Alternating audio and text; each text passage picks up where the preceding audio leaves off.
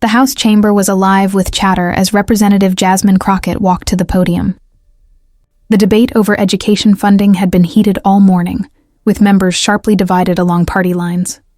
C-SPAN cameras moved across the room, showing some representatives listening intently while others scrolled through their phones or tablets. "Mr. Speaker," Crockett began, her tone steady and clear, "I rise today to address the severe funding shortages facing public schools in underserved communities across our nation. In my Texas district, schools are dealing with deteriorating buildings, outdated textbooks, and limited support for special education programs."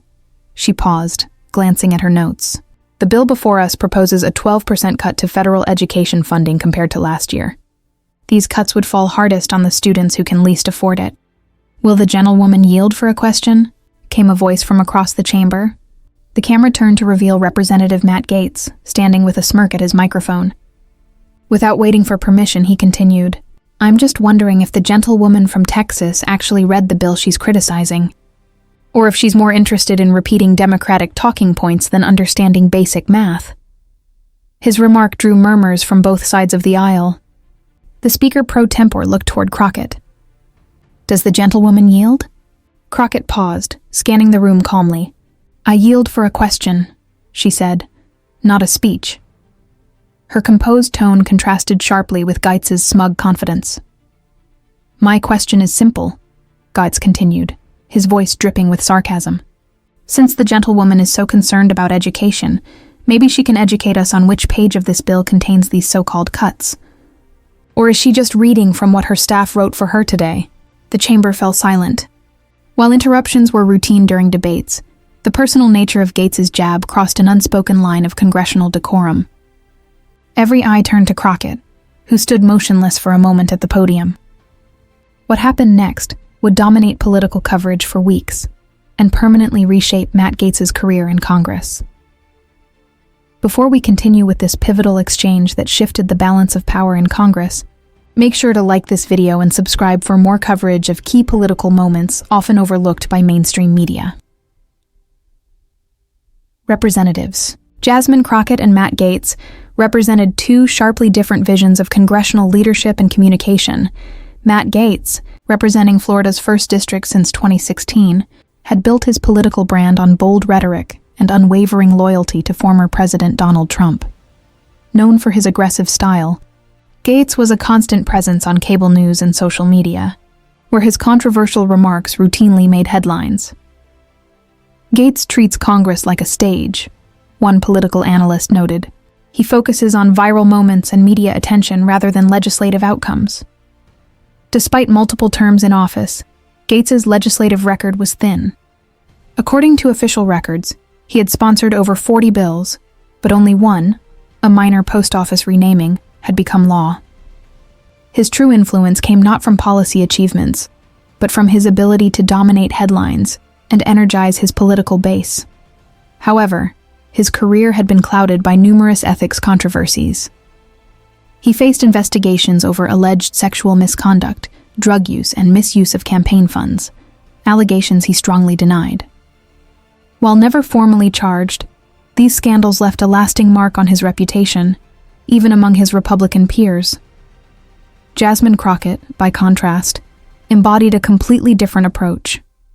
A former civil rights attorney and state legislator from Texas, she brought a disciplined, evidence-based style to Congress. Her legal background shaped her methodical way of debating, grounded in research, data, and factual precision. "Representative Crockett treats the House floor like a courtroom," a colleague observed. "She comes fully prepared, with evidence, counter-arguments, and a clear strategy. She's focused on substance, not spectacle." This stark contrast between the two lawmakers had already produced several tense exchanges in recent months. Gaetz, accustomed to dominating the spotlight through provocation, found himself increasingly challenged by Crockett's calm, fact-driven style, and his frequent interruptions only revealed the growing frustration behind his public bravado.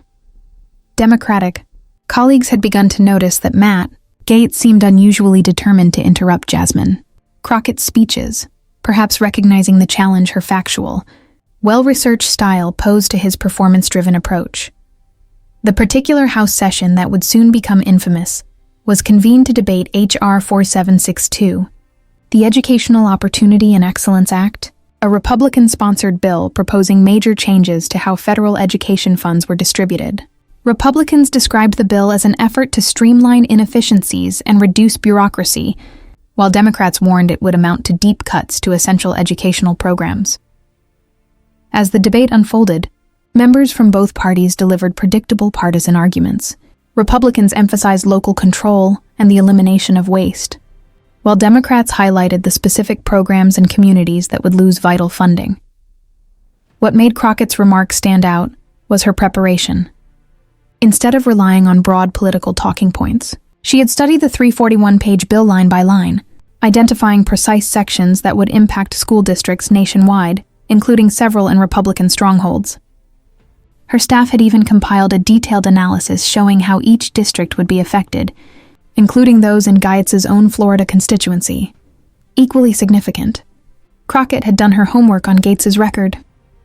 She reviewed his voting history, committee participation, or lack thereof, and public statements about education. The data revealed a sharp gap between his rhetoric and his actual work in Congress. Representative Crockett doesn't just prepare a speech, one staffer later explained. She prepares for every possible scenario, almost like a chess player planning several moves ahead. What few in the chamber realized, including Gaetz himself, was that his interruption wasn't throwing Crockett off. It was triggering a response she had anticipated and prepared for in advance. His attempt at a condescending challenge was, in fact, walking directly into the argument she had built to expose his weakness. Standing at the podium, Crockett took a measured breath, adjusting her glasses as she looked directly at Gaetz. "I thank the gentleman from Florida for his question," she began evenly. "To answer directly, yes, I have read this bill, all 341 pages of it. The proposed funding reductions begin on page 73, section 1042, and continue through page 189. These include a 22% cut to Title I, funding for low-income schools, the elimination of the Striving Readers Literacy Program, and a 17% reduction in special education grants." Lifting a document from the podium, she continued, "I also have a district-by-district analysis showing how these cuts will impact schools across the country, including those in the gentleman's own district in Florida. Escambia County schools alone would lose roughly $8.2 million in federal funding, affecting more than 15,000 students." The chamber grew completely silent as Crockett methodically dismantled Gaetz's challenge with precise references and hard data. But she wasn't finished. "Since the gentleman questioned whether I've read the bill," she continued, "perhaps we should review his own engagement with this legislation." She glanced down at another page of her notes. According to the committee attendance record, Representative Gaetz missed 7 of the 9 Education and Workforce Committee meetings where this bill was discussed and amended. A ripple of murmurs spread across the chamber as she went on. In fact, the Congressional Research Service reports that the gentleman from Florida has missed 61% of Education Committee meetings since taking office, one of the highest absentee rates in Congress. Gaetz's confident smirk began to fade, replaced by visible concern as he realized Congresswoman Jasmine Crockett wasn't just ready to defend her position. She was fully prepared to challenge his own record with precise, verifiable facts. Furthermore, Crockett continued, her voice steady but firm, "While the gentleman questions my preparation, perhaps he should reflect on his own legislative record regarding education. In 7 years in Congress, he has not authored a single education bill that reached a committee vote, let alone became law." The chamber erupted in murmurs and quiet gasps. Gaetz tried to interject, but Crockett held the floor. "Mr. Speaker, I did not interrupt the gentleman," she said calmly. "I would appreciate the same courtesy." The speaker pro tempore nodded, prompting Gaetz to reluctantly step back from his microphone. "What's particularly concerning," Crockett continued, "is that while questioning my knowledge of this bill, public records show the gentleman was fundraising at a Mar-a-Lago event during the bill's markup session. According to FEC filings, he has held 17 fundraisers during scheduled Education Committee meetings." She paused deliberately, allowing the weight of her words to settle. "So when the gentleman asks whether I've read the bill, the answer is yes." The more relevant question might be, has he? The atmosphere in the chamber shifted completely. Republican members who typically supported Gaetz's combative style now sat uneasily as his record was laid bare. Some even began reviewing Crockett's district impact analysis, realizing how the bill's proposed cuts could hurt their own constituents. Recognizing he had miscalculated, Gaetz tried to recover. "Will the gentlewoman yield for a response?" he asked. "I yield for a question," Crockett replied sharply, "as required under House rules." "The gentlewoman is misrepresenting my record," Gaetz began defensively. "I've long supported education reform." "Point of order, Mr. Speaker," Crockett interrupted smoothly. "The gentleman said he had a question. This appears to be a speech." "The gentlewoman is correct," ruled the Speaker. "Does the gentleman from Florida have a specific question?" Momentarily flustered, Gaetz adjusted his stance. "My question," he said, "is whether the gentlewoman acknowledges that this bill increases flexibility for local school districts to allocate resources as they see fit, rather than following federal mandates." It was a familiar talking point, but Crockett was prepared. "I appreciate that question," she responded evenly, "because it allows me to address the so-called flexibility argument directly. This bill doesn't expand flexibility. It shifts financial responsibility to local districts while simultaneously reducing federal support." Holding up another document, she continued, "Here is the analysis for Escambia and Santa Rosa counties in the gentleman's district. To maintain current education services under this bill, local property taxes would need to increase by roughly 17% to make up for lost federal funds." Is that the flexibility he means? The flexibility to either cut essential programs or raise taxes on his own constituents. Her precision left no room for evasion. By focusing on how the legislation directly affected Gaetz's district, she had turned a broad policy debate into a concrete, local issue, one that hit at the heart of his own voters' interests. Now visibly uncomfortable, Gaetz remained silent as Crockett continued, systematically outlining how the bill would harm rural schools, special education programs, and teacher development initiatives, citing specific sections and data to support every claim. As she concluded, Crockett delivered her closing point with calm authority. "Mr. Speaker, I came to Congress to solve real problems facing American families, not to perform for cameras or social media attention. When members interrupt their colleagues without reading legislation or attending committee meetings, they disrespect not only this chamber, but the very constituents they were elected to represent." Crockett gathered her papers calmly before addressing the chamber. "I would welcome a serious debate on education policy with any member who has actually studied this bill and its effects," she said evenly. "But I cannot engage productively with performative interruptions from those who value viral moments more than the real work of governance." As her speaking time expired, the chamber reacted differently than usual. Instead of the typical partisan applause or murmurs, a rare silence filled the room. Members from both sides seemed to recognize that what they had just witnessed was not merely a political disagreement, but a broader challenge to the growing culture of performance politics in Congress. For Representative Gaetz, the exchange marked an unprecedented moment in his congressional career, a situation where his trademark confrontational tactics had not only failed, but backfired dramatically. Crockett's precise, fact-based rebuttal had revealed vulnerabilities in his record that would be difficult to dismiss or deflect. The effects of Crockett's response were immediate and far-reaching. When the House recessed for lunch, the corridors buzzed with quiet discussions about what had just unfolded. Lawmakers gathered in small groups, many examining the district impact reports that Crockett had cited during her remarks. Outside the chamber, reporters crowded around Crockett. She declined to engage in political theater, offering only a measured statement. Congressional debates should focus on substance, not spectacle. The American people deserve representatives who do the actual work of governing. Meanwhile, Gaetz was conspicuously absent. His staff told waiting journalists that he had pressing meetings and would not be taking questions, an unusual move for a lawmaker typically eager to appear before cameras following heated exchanges. The real turning point came shortly after the House reconvened for the afternoon session. A senior Republican from the Education and Workforce Committee took the floor. "Mr. Speaker," he began, "in light of the district impact information presented this morning, I believe our committee should reconvene to reassess specific provisions of H.R. 4762 before advancing it to a full vote. The request, coming from within the very party sponsoring the legislation, represented a stunning validation of Crockett's critique. Several other Republican members quickly voiced similar concerns, particularly those representing districts most affected by the proposed education cuts.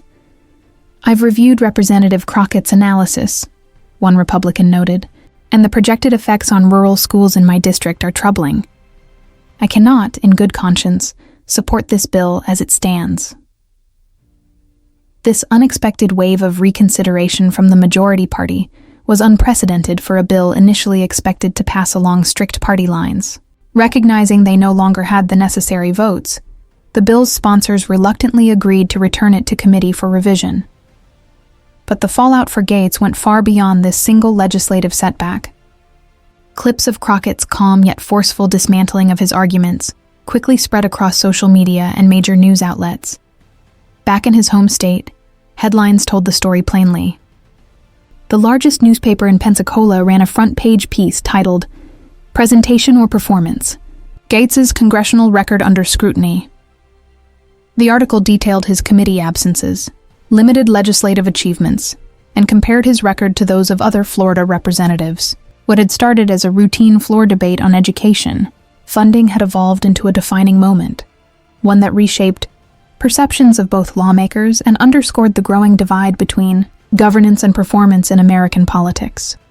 The most damaging revelation for Gaetz was the disclosure of his absences from key education committee meetings, absences that coincided with multiple fundraising events.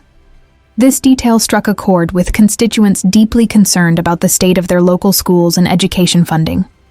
Within days, his office was inundated with calls and emails from frustrated voters demanding explanations. Initially, Gaetz tried to dismiss Representative Crockett's criticisms as partisan attacks, but this usual deflection failed to gain traction against the detailed, verifiable facts she had presented.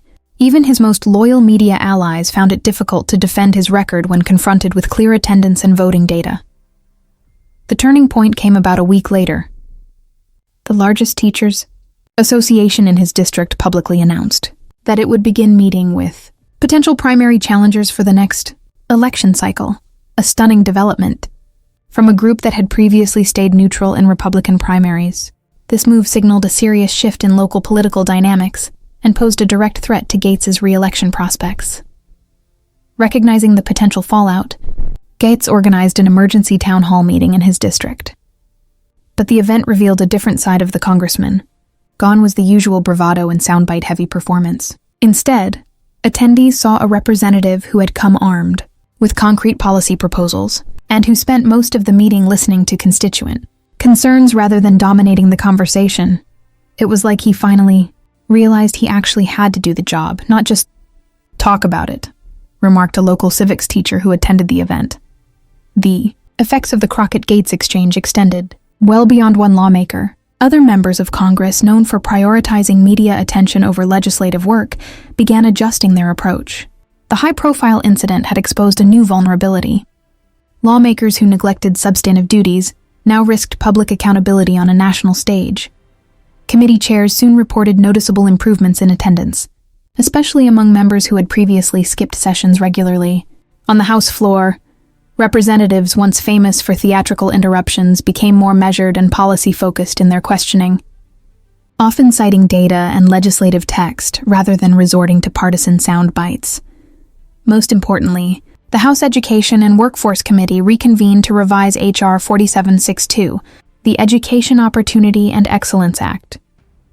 The updated version included several key amendments preserving funding for critical programs Crockett had emphasized, including protections for Title I schools and special education grants that were missing from the original bill. When the revised legislation finally passed, it reflected a more balanced and thoughtful approach to education funding, one shaped directly by Crockett's meticulous analysis. For Representative Jasmine Crockett, the aftermath marked a turning point in her congressional influence. Lawmakers from both sides of the aisle began seeking her insight on education policy, recognizing her detailed understanding of the issue. Her evidence-based, methodical approach quickly became a model for new representatives looking to build credibility through substance rather than spectacle. 6 months after the confrontation, Its long-term impact became unmistakable. When new committee assignments were announced for the upcoming session, Gaetz, once seen as a rising figure in his party, was notably absent from the Education and Workforce Committee. The removal was widely viewed as a quiet but deliberate rebuke, reflecting his weakened credibility on education issues.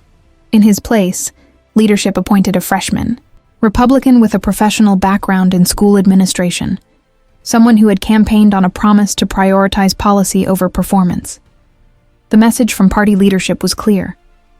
While media theatrics might generate attention, genuine legislative work and effective constituent service ultimately determined staying power in Congress. The confrontation between Representatives Jasmine Crockett and Matt Gaetz thus evolved from a viral floor exchange into a defining example of political accountability, a moment that reshaped expectations of what congressional service should truly represent. Months after their memorable exchange on the House floor, its ripple effects continued shaping congressional behavior and the broader political environment. For Gaetz, the fallout proved professionally devastating. The scrutiny sparked by Crockett's remarks triggered a deeper investigation into his performance, uncovering consistent patterns of missed committee meetings, incomplete legislative efforts, and a preference for media appearances over actual governance. Journalists expanded on the findings Crockett had introduced, publishing comprehensive reports on Gaetz's 7-year tenure. The revelations painted a picture of a lawmaker more focused on attention than accountability. The consequences soon became tangible. Gaetz faced a serious primary challenge in what had long been considered a safe Republican district. His opponent, a retired Navy officer and former school board member, built his campaign around a clear, simple theme: representation over performance. "Our district deserves someone who shows up to work," the challenger said during his announcement speech. "Committee meetings, votes, and policymaking aren't optional. They're the core of the job." Local media, once eager to highlight Gaetz's fiery soundbites, began contrasting his frequent TV appearances with his spotty attendance record. The Pensacola News-Journal even launched a weekly congressional accountability tracker comparing all Florida representatives on metrics like committee participation, votes, and legislative productivity. When the primary votes were counted, the results stunned political analysts nationwide. Gaetz, who had previously secured re-election by over 30 points, lost by just 3.2%, a political upset in a district long immune to incumbent defeats.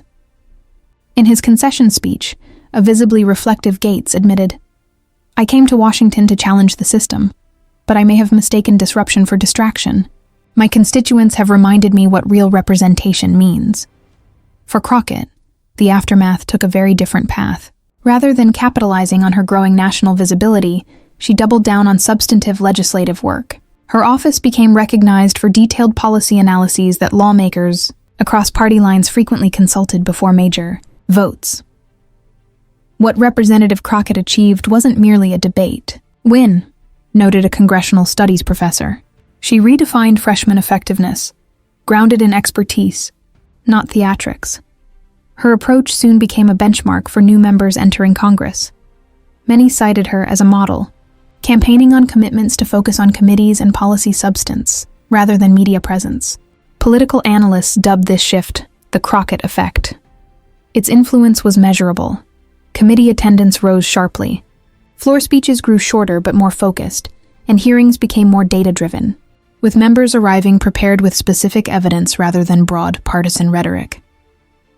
In the end, what began as a single exchange between two representatives evolved into a quiet but lasting transformation in how Congress approached its core responsibility, the actual work of governance. "We're witnessing a shift back toward more substantive congressional debate," observed a veteran House parliamentarian. "Lawmakers now recognize that in an era of instant fact-checking and searchable public records, performance without preparation carries real risks." Beyond Capitol Hill, the Crockett-Gaetz exchange sparked wider reflection on democratic accountability in a time often defined by political theater. Civic education programs began incorporating the video into media literacy courses to highlight the difference between persuasive rhetoric and genuine governance. "Students must understand the difference between a representative who sounds good and one who actually delivers results," explained a high school government teacher. The Crockett-Gaetz Exchange is a powerful example of why that distinction matters for meaningful participation in democracy. The confrontation offered several key lessons about effective representation in democratic systems. First, it showed that substantive knowledge and thorough preparation remain powerful in political discourse, even in an age dominated by quick sound bites and viral clips. Crockett proved that a strong command of facts and policy details can outmatch even the most practiced rhetoric. Second, it underscored how transparency and digital accessibility have transformed accountability. Information once hidden, like attendance records and committee votes, is now easily verified by any citizen, holding representatives directly responsible for their performance. Third, it demonstrated that despite polarization, voters across political lines share a basic expectation. Their elected officials should do their jobs. The primary defeat of a long-entrenched conservative in a solidly Republican district showed that competence and commitment to duty matter more than ideology. Finally, the episode illustrated that democratic renewal often comes not from sweeping revolutions, but from individual examples that gradually reshape institutional behavior. One representative's dedication to substance over spectacle helped recalibrate congressional norms. As one civic engagement advocate put it, this was a reminder that democracy depends on citizens evaluating representatives by their actual work, not their media appearances. Crockett's example proved that when performance politics meets substantive governance, substance still has the power to win. 2 years later, the legacy of that exchange surfaced again in Congress. During debate on a new education funding bill, a freshman representative challenged a senior colleague's amendment using precise statutory language and district-level data, mirroring Crockett's method from years before. When asked about her approach, she replied, "I watched that Crockett-Gaetz exchange during my campaign and told myself I'd be a Crockett, not a Gaetz." Voters deserve representatives who do the work, not just talk about it. For students of government, the confrontation stands as a case study in how democratic institutions can self-correct when performance politics is held up against factual scrutiny. As polarization continues to push politics toward team-based conflict, Crockett showed that clear evidence and disciplined argument can still cut through the noise and reestablish accountability. As one civics teacher told his class while playing clips of the exchange, "This is how democracy is meant to function. We can disagree deeply on policy, but those disagreements must be rooted in facts and real engagement with governing. When lawmakers choose performance over substance, they fail not only their voters but the democratic system itself." If you found this breakdown on congressional accountability insightful, make sure to like this video and subscribe to our channel. Turn on notifications so you don't miss future analyses, exploring how evidence-based governance, not just rhetoric, shapes the foundation of a healthy democracy.